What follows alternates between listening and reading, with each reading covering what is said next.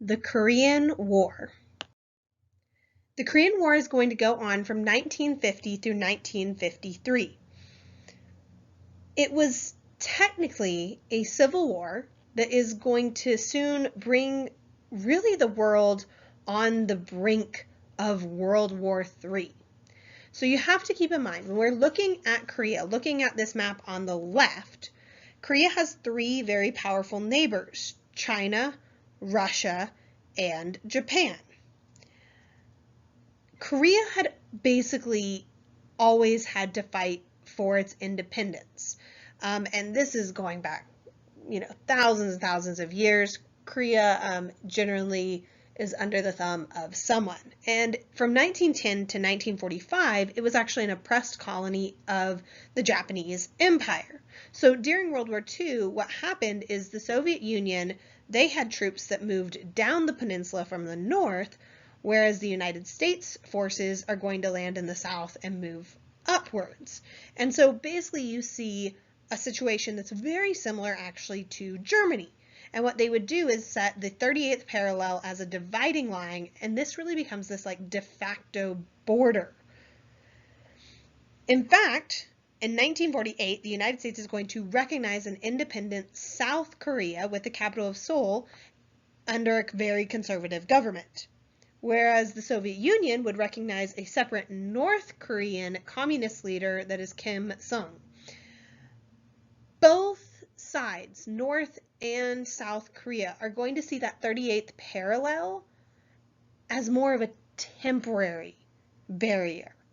And both sides really wanted to unify all Koreans under their own rule. And therefore, they're going to crush any kind of political dissent, and they tried to undermine each other with economic pressure and commando raids. The thing is, by 1947, the United States really had basically decided Korea was not essential to America's military strategy. Basically, America had assumed, we could have air power in Japan, and that would be able to neutralize any kind of unfriendly force on the Korean peninsula. However, on June 25th, 1950, North Korea, who was helped by some Soviet equipment and specifically Chinese training, is going to attack South Korea. This invasion begins the Korean War, which is going to last until 1953. Now, when the United States looks at this war initially, they were really concerned that it was some sort of like ploy to suck in America's limited military resources into Asia, but then they were concerned what would happen is a bigger war might erupt in like Europe or the Middle East. And you got to remember, America's prominent role has always been more involved in Europe, really, in this day and age. However, that wasn't the case. This wasn't a ploy by the Soviet Union to have some sort of longer or bigger ongoing conflict. Really, this was just an intensification of an ongoing civil war that Stalin was willing to exploit.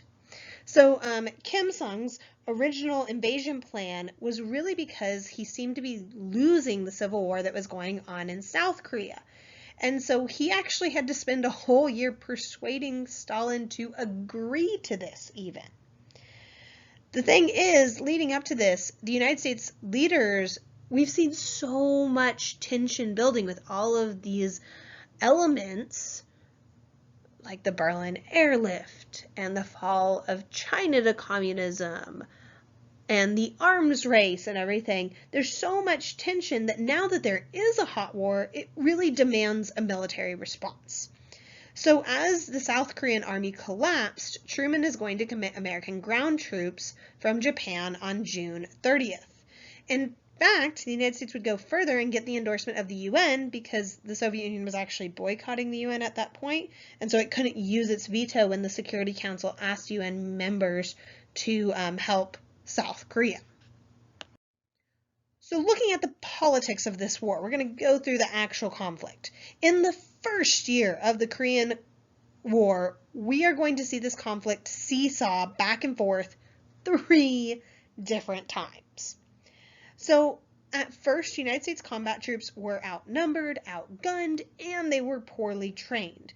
Basically, they couldn't stop the North Koreans, and so you can see in this first picture on the left, you're seeing that Americans are basically clinging to this narrow toehold around the port of Busan at the tip of the Korean peninsula. However, we get American reinforcements arriving, and they're also going to transform the war with an amphibious counterattack, which was actually at Icon, and you can see that in the second image, which was actually beyond the North Korean lines. The thing is, North Korea, their army had really overextended themselves and exhausted themselves, and so they're going to collapse at this point, and they flee north, and so that's that second image right there. America really could have stopped at the 38th parallel and probably ended the conflict right there. However, it was just too much of a temptation to try to unify the entire peninsula, and this was irresistible to American troops, and so they go beyond the 30th parallel, and they're going to disregard warnings made by China that they said they would enter the war if the United States tried to reunite Korea by force. And you can see China has a border with Korea, so they're much more willing to get involved. So what happens is the United States and South Korean troops are rolling further and further north and closer to that boundary with North Korea and China specifically, and we're going to see the Chinese actually attacked MacArthur's command late in October, and then they disappear. So the thing is, General MacArthur dismissed these attacks, and he thought they were just token gestures. They were not token gestures. They were basically a final warning. On November 26th, the Chinese are going to strike at overextended American columns. This assault is going to drive the UN forces into a 2-month retreat that would actually end up abandoning Seoul, and you can see this in the third map there. We're going to see MacArthur remains in command for some time. The thing is, by 1951, Truman really was prepared to offer a ceasefire, at least to preserve the separate nations of Korea. Now, MacArthur did not want this. He actually tries to preempt the president by demanding China admit defeat or suffer the consequences. And actually, MacArthur also would publish an attack on Truman's administration, talking about how they have a policy of limiting American involvement in Asian wars and that their focus is always on the security of Europe. This is basically publicly contradicting national policy, technically. And so Truman at that point would relieve MacArthur of command on April 11th of 1951. That being said, when MacArthur returned to America, he returned basically a hero to the people all the same. So at this point in time, we're really kind of getting to that fourth-ish picture.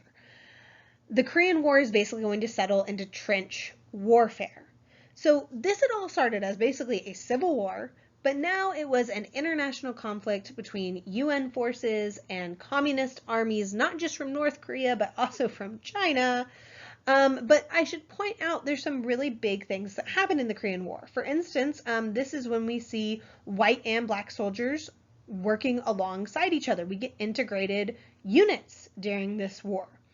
We're going to see the stabilization of the Korean front ushering in basically 2 years of truce negotiations that began in July of 1951.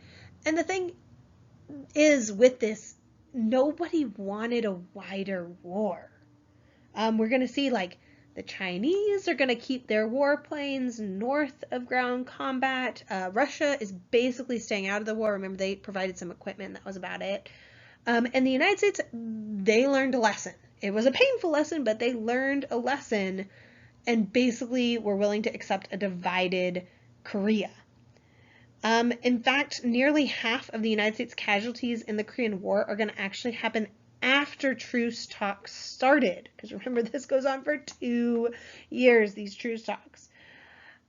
This war is really going to be a decisive factor behind the Republican victory in elections in 1952.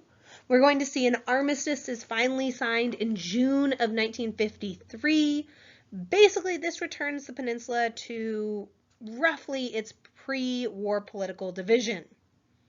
So the attack going across the 38th parallel and the attack into North Korea is remembered oftentimes as one of the great failures of intelligence and strategic leadership in the United States. When we're really looking at the Korean War, I want you to keep it in mind because in a way it's like a preview into the Vietnam War that's going to occur 15 years later. But the Korean War is also going to have some global consequences. Firstly, it's going to help legitimize the UN. It basically sets the UN's precedent of having a peacekeeping role across the globe, especially in the future places like the Middle East. We're also seeing the Korean War is basically confirming a lot of those ideas that we saw presented in the NSC 68. This is going to call for the United States to expand their military and lead to more anti-communist alliance with all kinds of countries. And so this is actually what's going to cause America to help rearm West Germany. And also send troops across to Europe basically as permanent defense forces. Now, this is actually going to end up stimulating the German economic recovery. And really, it's going to bound the western side of Germany politically and economically to basically the rest of the Western democratic nations. We're also going to see things like Dwight Eisenhower becomes the new NATO commander in April of 1951. This is all about symbolizing the United States' commitment to Western Europe. And the United States is going to expand a whole system of military bases in both Europe and Asia over the next decade, trying to kind of be ready for if there was another disaster like this. And so this means a lot of soldiers are going to be deployed overseas. And this is really big because this was a really big way that basically a lot of Americans learned about the rest of the world. So, describe the Korean War in one sentence.